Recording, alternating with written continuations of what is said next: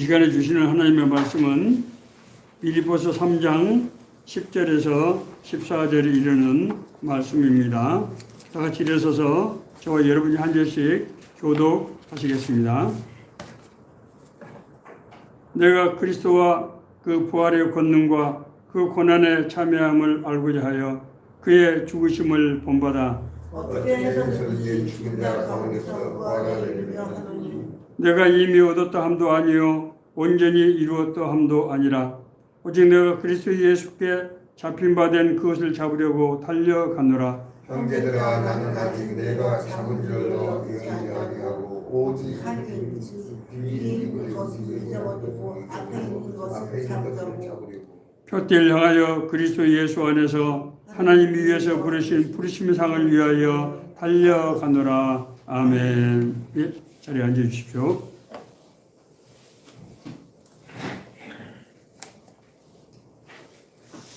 이제 오늘 6월의 첫 번째 주일이 됐습니다. 6월은 이제 봄과 가을을 잇는 중간다리로서 우리 한 해의 삶을 우리가 생각할 때 한 번쯤 중간에서 한번 되돌아보는 되게 그런 이제 이 기간이 아닌가 생각이 됩니다. 우리는 지금 어디에 있는가? 나는 앞으로 어떻게 해야 될 것인가? 하는 그런 문제를 우리가 중간 점검을 해보는 것은 참으로 의미가 있다고 생각이 됩니다.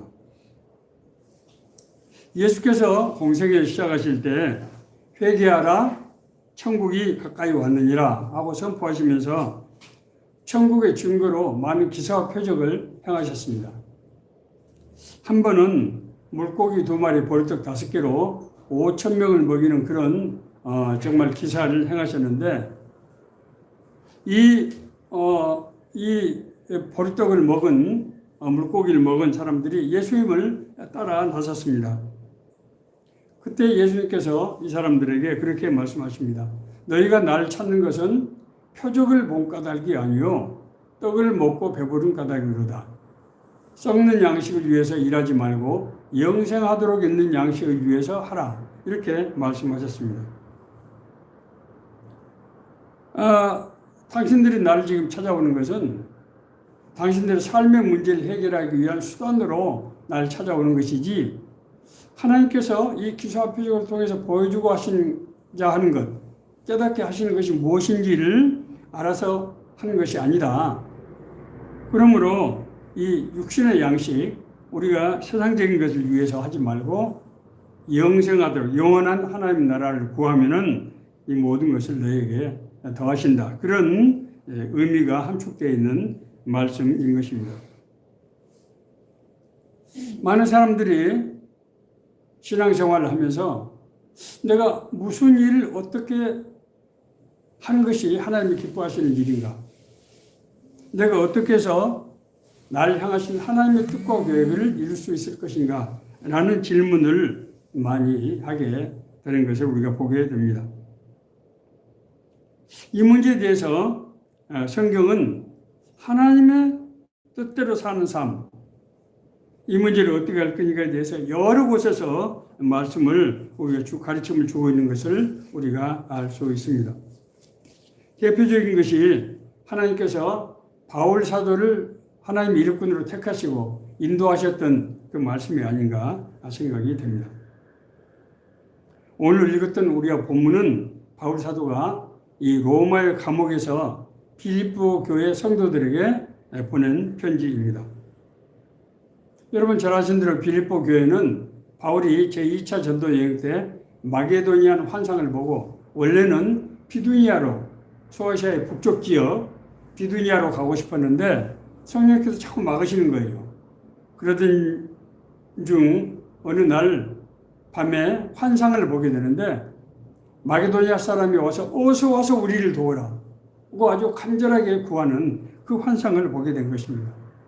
바울은 성령께서 나를 마게도니아로 부르시는구나 라고 이제 믿고 이제 마게도니아 지경의 첫 번째 도시인 빌립보, 그러니까 마게도니아 가기 위해서는 지중해로 가는 방법이 있고 위에 대륙으로 위에서 밑으로 내려가는 방법이 있는데 위에서 밑으로 내려가는 루트를 이제 선택한 겁니다.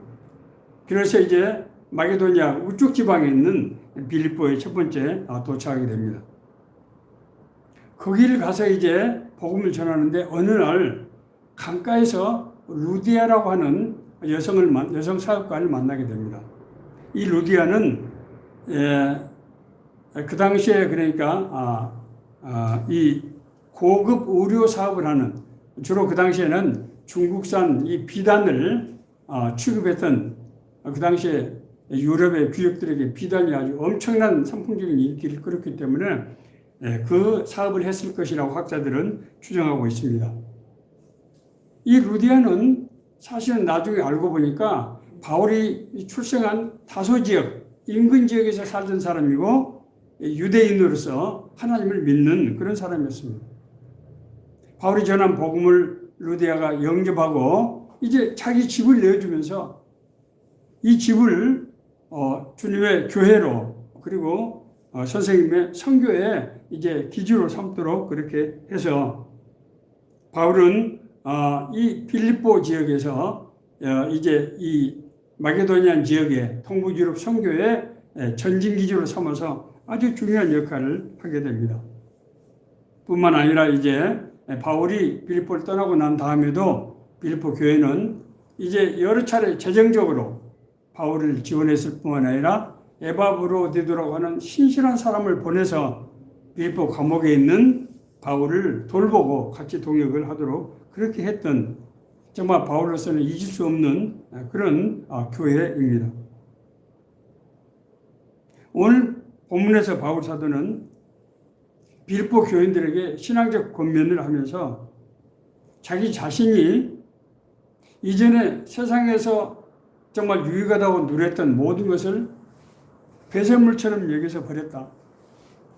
예수 그리스도를 만나고 나서 예수 그리스도의 그 은혜, 그 사상들이 얼마나 고귀한 것이었던지, 예수 그리스도를 믿고 은혜를 받고 나니까 세상적인 것이 정말 다 하잘 것 없는 그런 것으로 여겨졌다는 거예요. 그래서 자기는 원래 히브리인 중에 히브리인, 베냐민 지파로서 뿐만 아니라 바울은 이 헬라의 철학과 유대 율법에 아주 정통한 그런 아주 지식인으로서 뿐만 아니라 이 신앙적인 열심으로 유대교회를 위해서 정말 아주 앞장서서 일했던 그런 모든 것, 전도가 앙양했던 자신의 청춘, 이런 모든 것들을, 이런 것들을 다 버리고 배설물처럼 여기고 이제 하나님께서 자기에게 보여주신 그 비전, 그걸 위해서 자기 일생을 이제 바치겠다고 그렇게 고백하고 있는 것입니다. 사실 바울은 정말로 위대한 그런 인물입니다. 바울은 3차에 걸쳐서 이제 소아시아 지역, 그러니까 오늘날 터키하고 시리아라고 생각하시면 돼요. 그리고 이제 지중해에 있는 주요한 섬들, 뭐 구브로, 사이프러스를 비롯해서 여러 지중해 있는 큰 섬들 가서 선도를 전부했을 뿐만 아니라 마게도니아로 건너가서 마게도니아 빌립보, 그 다음에 데살로니가, 그 다음에 베레아, 그 다음에 그리스, 아테네, 그리고 고린도까지 완전히 이 동부 유럽을 아주 이 복음으로 석권했던 그런 인물이고, 나중에는 이제 성령의 이끌림을 받아서 메인 몸으로 로마에까지 가서 복음을 전하는 그런 정말 복음의, 그러니까 세계 복음화의 기틀을 만든 그런 장본인이죠. 뿐만이 아닙니다. 바울은 이 살아가는 과정에서 갈라디아서와 로마서 같은 이 교리서실, 오늘날 신학은 이 바울의 신학에서 단 한 걸음도 나가지 못하고 있다라고 학자들이 얘기할 정도로 바울의 이 신학은 아주 완벽한 그런 신학이라고 그렇게 알려져 있습니다. 뿐만이 아닙니다. 여러 목회 서신들, 이제 데살로니가 전후서, 고린도 전후서, 에베소서, 골로새서, 이런 목회 서신들을 통해서 선교의 전략과 그런 방법들을 제시하고 있어서 바울이 저서는 기독교 교리를 확립하고 선교의 모든 전략과 방법을 제시하는 아주 정말 바울이 없었더라면 기독교가 어떻게 됐을까 하는 생각했을 정도로 그렇게 위대한 일을 한 사람입니다. 그럼에도 불구하고 바울은 이전에 했던 것을 잊어버리고 이제 그리스도를 통해서 하나님께서 자기를 부르신 그 부르심의 표대를 향해서 나는 남은 생애를 달려간다. 그렇게 고백하고 있습니다. 바울이 지금 어디에 있습니까? 로마의 감옥에 있는 상태예요. 재판을 눈앞에 두고 있는 상태입니다. 그래서 어떤 형벌이 자기에게 내려질지 알 수 없는 상태예요. 그럼에도 불구하고 바울은 그런 신앙 고백을 할 수 있었던 것입니다. 무엇이 바울을 이렇게 만들었을까? 사실 그렇게 많은 일을 하고 이제 바울도 늙은 몸이 됐으면은 이제 얼마든지 바울이 영향력으로 봐서 로마에서 자유롭게 아마 될 수 있었을 거예요. 그럼에도 불구하고 바울 사도가 모든 것을 하나님께 맡기고 하나님의 인도하심에 따랐던 것은 그리스도를 아는 것이 너무나 고귀한 것이고 뿐만 아니라 자기 자신이 세상을 떠나면 그리스도의 부활에 동참할 것에 대한 아주 강력한 소망이 있었기 때문에 그런 확신이 있었기 때문에 그래서 나는 사나 죽으나 하나님 은혜 안에 있는 것이고 하나님 나라에 있기 때문에 전혀 문제가 되지 않는다고 빌립보에서 그렇게 고백하고 있는 것을 볼 수 있습니다. 바울이 어떻게 해서 이런 믿음을 가지게 됐을까? 바울이 어떻게 이런 위대한 일을 할 수 있게 됐을까 하는 것을 우리가 이제 살펴볼 필요가 있다고 하는 것입니다. 왜냐하면은 제가 그동안에 이 사역을 하면서 제가 이제 선교사하고 교회 목회 두 가지를 하고 있는데 제가 이제 개척했던 우리 BBB 공무원 모임들 이 사역 그리고 그델스 월드에서 지도 목사로서 사역을 하고 있는데 이 두 개 기관에 사역을 해보면서 제가 사도행전을 여러 차례 공부를 하게 되는데 사도행전에 나와 있는 성령님을 통한 하나님의 인도하심이 우리 삶과 사역에 그대로 적용되더라고 하는 것을 저는 깨닫게 되었습니다. 그래서 바울의 생애를 우리가 자세히 살펴보면은 그것이 바로 우리 향하신 하나님의 어떤 인도하심이다라고 하는 그런 확신을 가지게 되었습니다. 우리가 잠깐 동안 좀 짧은 시간입니다만은 바울에게 나타났던 하나님의 인도하심을 우리가 좀 살펴볼 필요가 있습니다. 먼저는 하나님께서 택하신 자를 부르신다는 거예요, 진짜로. 우리 구원의 4대 과정이 뭡니까? 미리 아시고 우리를 부르시고 우리를 의롭다 하시고 우리를 영화롭게 하신다 이렇게 되어 있는데 진짜로 하나님께서 사람을 부르시더란 말입니다. 바울은 다메섹에 이제 기독교들을 기독교들을 체포하기 위해서 가던 도중 아니었습니까? 그런데 그 과정에서 부활하신 예수님께서 진짜 바울에게 나타나셨단 말입니다. 그건 뭐 환상이라든지 뭐 그런 게 아니에요. 진짜 바울의 음성, 나는 바울 사울아 네가 나를 왜 핍박하느냐?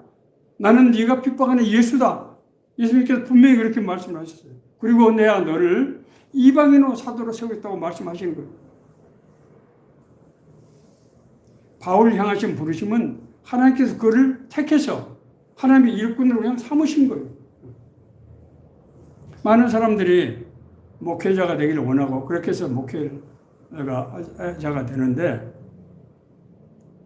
목회자는 신학을 공부하고 안수를 받았다고 해서 목회자가 되는 건 사실은 아닙니다. 그것은 우리 인간들이 하나님의 어떤 이 일을 대행하는 그런 제도적인 장치일 뿐이에요. 그래서 제가 안수를 받은 교단에서 이 인터뷰를 할 때 가장 중점적으로 물어보는 것이 이 사람이 진짜 하나님의 부르심을 받았는가 하는 것을 검증하는 것이었어요. 여러 차례 여러 각도에서 물어봅니다. 왜 당신 목사가 되려고 하느냐? 당신 어떤 과정을 거쳐왔느냐? 신학 공부를 어떻게 했느냐 하는 그 과정에서 당신에게 어떤 일이 있었느냐 하는 것을 물어보는 거예요. 왜? 하나님께서 부르시는지를 그걸 확인하는 것입니다. 바울을 부르심은 사역자로서의 부르심이었어요. 예수님께서 분명히 그렇게 내가 너를 이방인의 사도로 보내겠다. 아주 딱 지정을 해서 하신 거예요. 내가 예루살렘에서 복음을 전한 것 같이 나라의 임금들과 왕들과 그들에게 복음을 전하게 될 것이다. 그렇게 말씀을 하시는 것입니다. 하나님의 일은 자기가 하고 싶다고 할 수 있는 게 아니에요. 하나님께서 택해서 부르셔야만 그게 가능한 것입니다. 성령께서 바울을 택하셨다고 하는 것은 하나님께서 그 뒤에 이제 바울이 다메섹 도상에서 예수님을 만나고 나서 하나님께 누구를 붙여줍니까? 바나바라는 사람을 인물을 붙여줘요. 바나바는 지중해 사이프러스 출신 유대인으로서 이 헬라의 문명과 유대교의 모든 그런 율법, 삶에 대해서 아주 정확하게 알고 있는 사람이고, 그래서 예루살렘 교회 사도들과도 아주 가까운 친분이 있었던 인물이에요.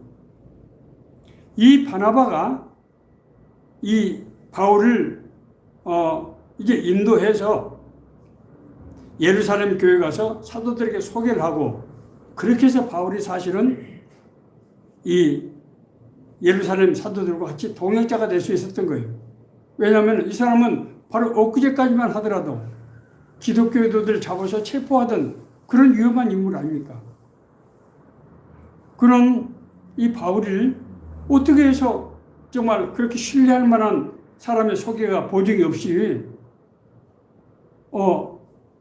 이 예루살렘 사도들과 함께 동역을 할 수 있었겠습니까?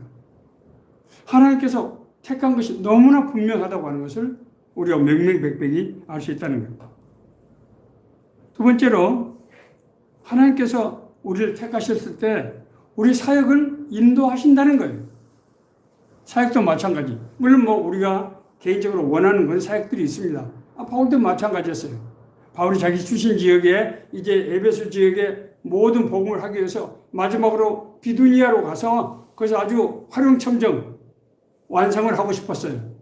그러나 성령께서는 바울을 비두니아로 보내지 않고 어디로 보냈다고요? 마게도니아로 보내서 동부 유럽을 완전히 복음하도록 그렇게 사명을 맡기시는 거예요.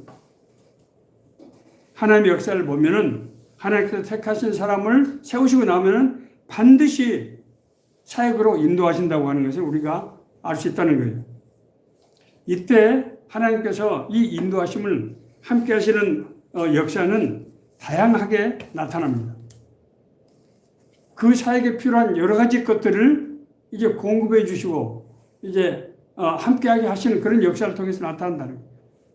첫 번째, 하나님께서 이제 택하신 사역자들에게 보내주시는 것이 동역자입니다. 동역자. 바울의 서신을 보면은 36명 정도의 인사들의 이름이 거명이 됩니다. 물론 그 중에서 모든 사람들이 바울과 아주 핵심적인 그런 동역 관계에 있다고 보기에는 어려운 분들도 물론 있긴 있어요. 그러나 대부분 이제 하나님께서 만나게 해준 사람들인데, 대표적인 인물이 디모데라든지, 빌립보 교회에서 만난 루디아라든지, 고린도 교회에서 만난 브리스길라와 아굴라라든지, 이런 핵심적인 동역자들을 붙여주셨어요. 이 사람들은 나중에 만나고 낳고 보니까 정말 바울에게 꼭 있어야 될, 바울과 어떤 연고를 가진, 또 바울의 약점을 보완할 수 있는 여러 가지 이런 조건들을 갖추고 있는 그런 인물들이라고 하는 것을 우리가 알 수 있습니다. 자, 두 번째로 하나님께서 인도하시는 사역지를 인도하신다는 거예요. 앞서 말씀드린 대로 마게도니아로 인도하실 뿐만 아니라 바울에게만 그런 것이 아닙니다. 베드로가 이제 기도하고 있을 때 이 정결치 못한 짐승의 환상을 통해서 이제 로마의 백부장에게 복음을 전하게 하는, 하나님께서 그렇게 인도하시기도 하고, 빌립에게 이제 에티오피아의 재무관 앞에 나가게 하시고, 하나님께서는 사역자들을 우리가 사용하실 때 어떻게 하신다고요? 자기의 뜻과 계획 가운데로 사역지로 사람을 보내서 그 일을 하게 하신다는 거예요. 우리가 어떤 일을 선택할 때, 우리가 어디를 가고 싶을 때, 우리 생각에 그냥 어떤 우연이 좋아서 또 무슨 계기가 돼서 한 것처럼 생각되지만은 나중에 그 일이 하나님의 뜻과 계획 가운데서 이루어졌다고 하는 것, 우리가 정말 마치 퍼즐이 정교하게 맞춰지듯이 우리가 그것을 알 수 있다고 하는 것입니다. 그 외에도 하나님께서는 택한 사람을 반드시 보호하시고 인도하세요.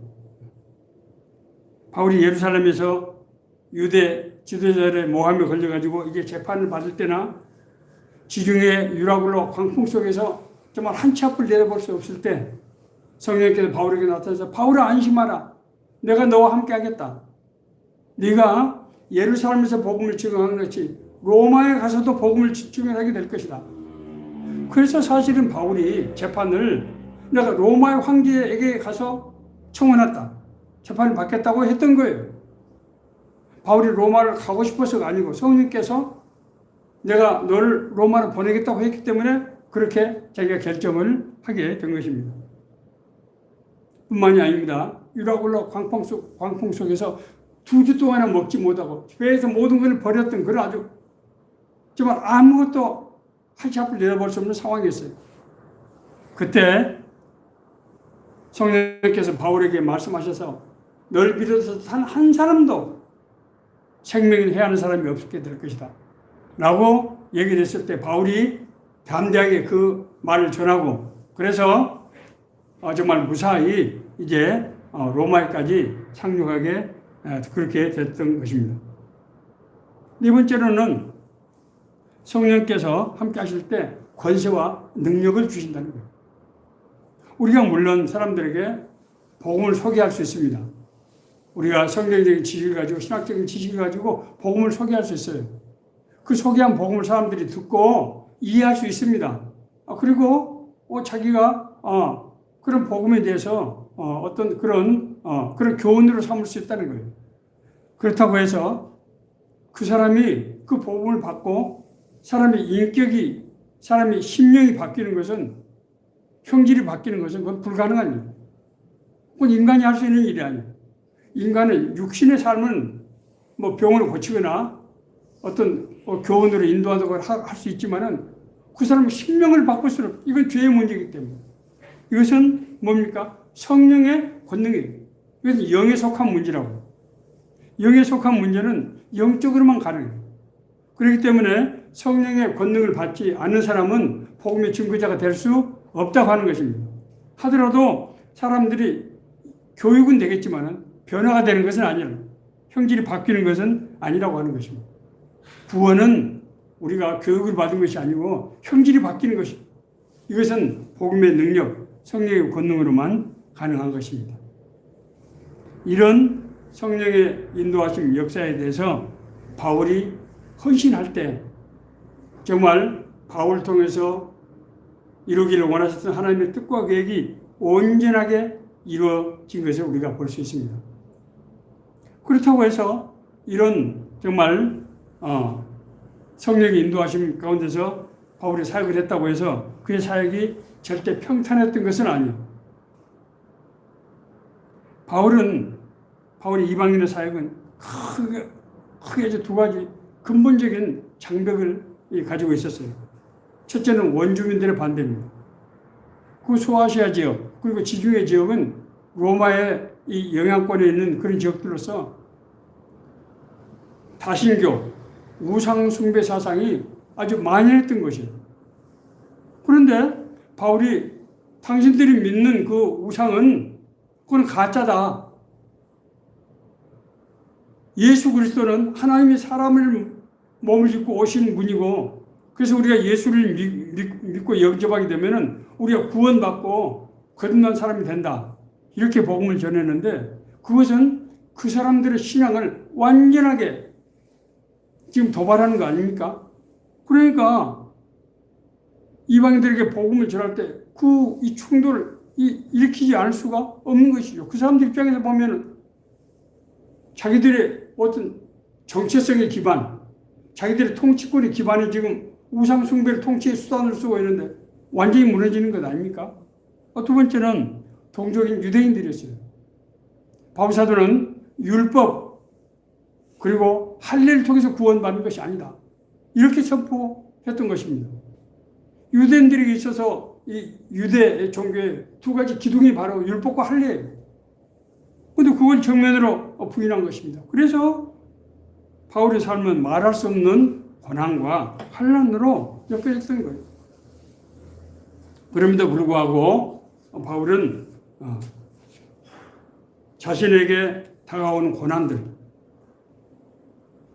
목숨을 비롯해서 그런 고난에도 불구하고 하나님께서 예수 그리스도를 통해서 보여주신 비전, 그 사명을 위해서 끝까지 달려간다고 고백할 수 있었던 거예요. 사도행전 20장 22절에서 24절을 보면은 보라 이제 나는 성령에 매여 예루살렘으로 가는데 거기서 무슨 일을 당할지 알지 못하노라. 오직 성령이 각성해서 내게 증언하여 결박과 환난이 나를 기다린다 하시나 내가 달려갈 길과 주 예수에게 받은 사명 곧 하나님의 은혜의 복음을 증언하는 일을 마치려 하면은 나의 생명조차도 조금도 귀한 것으로 여기지 아니하노라 라고 고백하고 있습니다. 자, 이상하게 제가 바울의 인도하신 그런 내용들을 제가 정리했습니다. 이걸 제가 모형으로 만들어 봤어요.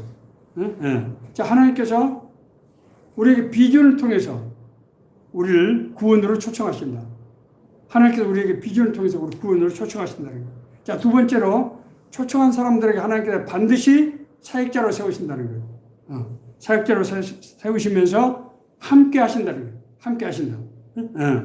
그 인도하심은 이제 사역의 길을 안내하시고 권능을 주시고 모두를 보호 인도하시고 하는 이런 과정을 통해서 동행하는 그런 형태로 이끄신다고 하는 것입니다. 그래서 이 부르심에 순종하고 합당한 길로 나갈 때 하나님께서 그 사람과 동역하면서 그 사람의 삶을 통해서 하나님의 뜻과 계획을 이루어 가시는 그런 역사라고 하는 것입니다. 자, 이 말씀을 우리 새로운 삶의 교회에 적용을 좀 해보도록 하겠습니다. 우리 교회는 매년 해마다 하나님께서 우리에게 주시는 말씀, 비전의 말씀을 우리가 선정합니다. 저는 사실 그때그때 앞으로 어떤 일이 일어날지 모르고 그때그때 나에게 주시는 어떤 생각을 하시는 말씀, 그리고 나에게 주시는 강한 이끌림의 말씀을 이제 우리 교회에 주시는 비전의 말씀으로 선택하는 겁니다. 2025년도에 지난해 비전은 일어나라 빛을 발하라 이는 내 빛이 이루었고 여호와의 영광이 내 위에 임하였습니다. 여호와의 영광이 뭡니까? 하나님께서 우리와 함께 하실 때 임재하실 때 나타나는 현상. 다시 말해서 하나님께서 이제 너희들에게 나타나시고 역사하실 거야. 그렇기 때문에 너는 일어나서 빛을 발할 준비를 해라. 이런 말씀을 우리에게 지난해 주셨던 거예요. 올해는 저는 이 연장선상에서 말씀을 주실 줄 알았는데 그게 아니고 조금 다른 말씀이라는 느낌을 저는 가지게 됐는데 요한복음 13장 34절 말씀이죠. 내가 너희를 사랑한 것 같이 너희도 서로 사랑하라. 이 말씀하고 여호와의 영광이 임했다는 거하고 어떻게 말씀이 연결이 되는가 라고 곰곰이 생각해 봤는데 어느 날 깨닫게 됐어요. 그 여호와의 영광이 예수님께서 자신의 삶을 내어줘서 우리를 구원하실 것처럼 그런 사랑으로 그런 복음적 사랑으로 다른 사람을 대해라. 그 말씀이구나 하는 것을 깨닫게 됐습니다. 그래서 이제는 하나님께서 구체적으로 그런 사랑으로 너희들이 가서 나가라. 그렇게 지금 말씀을 하고 있다고 저는 그렇게 받아들이고 있는 것입니다. 이제는 예수 그리스도의 제자의 삶으로서 여호와의 영광이 너에게 임했으니까 너는 이제 구체적으로 하나님의 사랑이라고 하는 그 도구를 가지고 나가라고 하는 말씀으로 내 몸과 같이 이웃을 사랑하라는 말씀으로 받아들였다고 하는 것입니다. 하나님께서 우리를 이제 이런 비전을 주셨을 때 그 다음 단계에서는 우리를 인도하시는 것입니다. 하나님께서요 택한 사람을 인도하신다는 얘기는 믿지 않은 사람들에게는 여러 가지 정황을 선택해서 자기가 잘할 수 있는 것, 좋아하는 것을 선택하면 되는 것이지. 그것이 하나님의 뜻이 아니겠어? 라고 얘기하는데 성경에서는요, 하나님이 인도하신다는 성경 구절이 여러 군데 나와 있어요. 내가 내 갈 길을 가르쳐 보이고 너를 주목하여 훈계하리로다. 이건 직접적으로 말씀하고 있는 거예요. 시편 32편 8절에서 말씀. 내가 너의 갈 길을 가르쳐 보이고 너를 주목해서 네가 제대로 가도록 그렇게 너에게 훈계하고 지시한다고 하는 말씀입니다. 주의 말씀은 내 발의 등이요 내 길의 빛이니이다. 하나님이 뭘로 우리를 인도하신다고요? 말씀으로 인도하신다는 거예요. 그 말씀이 내 발의 등, 내 가야 하는 길을 비춰주고 나를 이끄는 빛이 된다고 하는 말씀입니다. 너는 마음을 다하여 여호와를 신뢰하고 내 명철을 의지하지 말라. 너는 범사의 그를 인정하라. 그러면 내 길을 지도하시리라. 네 생각을 하지 말라는 거예요. 하나님의 뜻과 계획이 있다는 거예요. 하나님께서는 거듭거듭 자신의 뜻을 이루기 위해서 길을 묻는 사람에게 반드시 인도하신다고 하는 것을 성경은 말씀하고 있습니다. 악한 자라고도 좋은 것으로 자기 자식에게 줄 줄 알거든. 하물며 하늘에 계신 하나님께서 성령으로 너희들 주시지 않겠느냐. 하나님의 뜻을 구하는데 성령으로 너희들 인도하시지 않겠느냐 하는 그런 말씀이에요. 우리를 인도하시는 말씀은, 인도하시는 방식은 다양합니다. 제가 여러 차례 말씀드렸습니다. 보통 가장 일반적으로 하시는 것이 사용하시는 것이 하나님의 말씀과 그 감동을 통해서 인도하시는 거예요. 저는 뭐 제 사례, 제 경험을 통해서 가지고 제가 여러 차례 작은 일에 충성하라고 저에게 직접적으로 말씀을 하셨고, 말씀하시던 날 따라오느라 내가 너희로 사람을 낳는 어부가 되게 하리라. 이 말씀을 통해서 저를 사역자로 인도하셨습니다. 말씀을 감동을 통해서.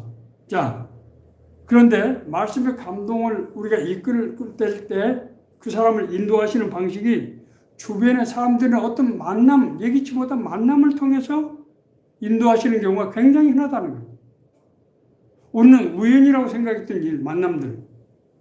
그리고 어떤 주변에 몰랐던 주변에 그냥 늘 같이 있던 사람들. 그 사람들을 통해서 우리를 인도하시는 그런 경우가 굉장히 빈번하다는 거예요. 아니면은 어떤 질병이라든가 사회의 문제들, 그런 고난을 통해서 우리를 인도하시기도 합니다. 자, 그래서 여러 가지 방법, 다양한 방법으로 우리를 인도하시기 때문에 어떤 경우는 이것이 진짜 하나님의 인도하심인지 아닌지를 어떻게 알지? 하는 그런 의문을 품을 수 있습니다. 그러나 그렇지 않습니다. 하나님의 인도하심은 우리가 확실하게 하나님의 뜻이라고 하는 것을 알게 하시는데, 첫째는 우리 마음속에 강한 이끌림을 주신다. 하나님께서 우리에게 주시는 이끌림, 너희 안에서 행하시는 일은 하나님이시니 자기의 기쁘신 뜻을 위하여 너희로 소원을 두고 행하게 하시나니. 이 이끌림은 우리가 이게 그냥 나한테 어떤 그런 생각이 그냥 떠올랐겠지 하고 부인을 하더라도 자꾸 생각이 난다는 거예요. 그걸 부인하면 할수록 점점 그것이 더 밝아져서 나중에는 그렇지 않고는 견딜 수 없는 그런 상태까지 되겠네요. 제가 그랬잖아요. 공무원 선교, 직장 선교를 할 때 사실은 제가 그 당시에 국무총리실에서 과장을 하던 시절인데, 국무총리실 과장 자리라는 게 정말 아주 바쁜 자리입니다. 그런데 처음 모이면서 40명의 사람들, 나는 한 서너 사람, 한 7명 정도 왔으면 좋겠다. 그렇게 나하고 파트너하고 내가 둘이 그렇게 기도했어요. 하나님 한 7명만 좀 보내주세요. 그런데 40명이 왔어요. 나는 이게 너무나 내가 놀라서 내가 물어봤어요. 아니 당신들 우리 모임에 오면 일주일에 2번씩 나와야 되고 훈련도 받아야 되고 또 사역도 하고 해야 되는데 왜 이렇게 하냐고 그랬더니 사람들이 대부분이 그런 얘기를 했어요. 제가 하나님의 은혜를 받아서 지금까지 살아왔는데 하나님을 위해서 자기가 뭘 했는지 기억이 나지 않는다. 그래서 뭔가 하나님을 위해서 뭔가 하지 않으면 안 될 것 같은 그런 내 마음속에 여러 가지 그런 어떤 갈등들이 있었는데 형제님이 제시한 그 비전을 보고 하나님께 나를 부르신다 라고 생각해서 왔다는 거예요. 이것이 하나님께서 우리를 부르시는 그런 방식입니다. 그러면 이것이 진짜 하나님의 인도하심인지를 어떻게 알 수 있는, 나중에 우리가 순종해서 일을 하게 보면은 그때 정말로 하나님이 하셨다고 하는 것이 퍼즐들이 맞춰진다고 제가 말씀드렸습니다. 제가 꿈꾸며 기도하며 사랑하며라는 자서전적인 책을 제가 은퇴하고 나서 썼는데, 촉을 썼는데 신학교를 간 이후부터는 바빠가지고 그 지금 탈구를 못했는데 금년도로 꼭 탈구를 해서 여러분들에게 보여드리겠습니다. 거기 보면 33개의 주제가 나오는데 정말로 하나님께서 나를 통해서 어떻게 이루어진 사도행전과 거의 비슷한 그런 기록들이 거기 나와 있는 것을 볼 수 있습니다. 마음에 이끌림이 있고 그걸 위해서 기도할 때 마음에 확신이 생긴다 하면은 반드시 그거를 행하고, 그럴 때 진짜로 성령님께서 우리와 동행하시면서 하나님의 자기 일을 이루어 가시는 것을 우리가 보게 된다는 거예요. 인간의 머리로서는, 인간의 이성으로서 이해할 수 없는 그런 방법을 하나님께서는 역사하신다고 하는 것입니다. 자, 그러면은 우리는 이런 부심 앞에서 우리는 무엇을 어떻게 해야 될 것인가? 여러분, 앞서 말씀드린 대로 제가 바울과 바나바 예를 들었습니다. 바울과 바나바뿐만 아니에요. 하나님께서 사람을 들어 쓰실 때요, 그 사람은 무조건 들어 쓰시는 게 아니라는 거예요. 우리 자주 얘기하는 요셉의 얘기를 한번 봅시다. 요셉이 애굽의 총리가 됐잖아요. 애굽엔 총리가 여러 명인데 그 중에서 수석 총리가 된 거예요. 그런데 이 17살 먹어서 꿈을 2번 꾸고 13년 동안 노예로 살았는데 그런 사람이 어떻게 총리 일을 할 수 있겠어요? 그 거대한 나라에서. 요셉은 10년 동안 보디발 장군의 집에서 하인들만 3,000명이고 1년에 재정이 수조가 되는 거기에 정말 기업의 총수 CEO로서 10년 동안 일을 해왔다고요. 거기서 압축적으로 경영에 대해서 머리가 좋은 사람이 그랬겠죠. 정말 통달을 한 거예요. 뿐만 아니라 왕의 감옥에 가서 3년 동안 있으면서 고관들, 그 사람들의 꿈을 해명해주고 가깝게 서로 도와주면서 지냈는데 애굽의 모든 정치적인 상황과 그 제도와 그리고 정치적인 인맥을 형성할 수 있었다는 거예요. 요셉이 바로의 꿈을 해명했을 뿐만 아니라 그 처방을 하는데 기가 막힌 처방이에요. 그렇게 될 수 있었던 것은 하나님께서 요셉을 애굽의 총리로 들여쓰기 위해서 그런 과정을 거치게 하시는 거예요. 모세도 마찬가지입니다.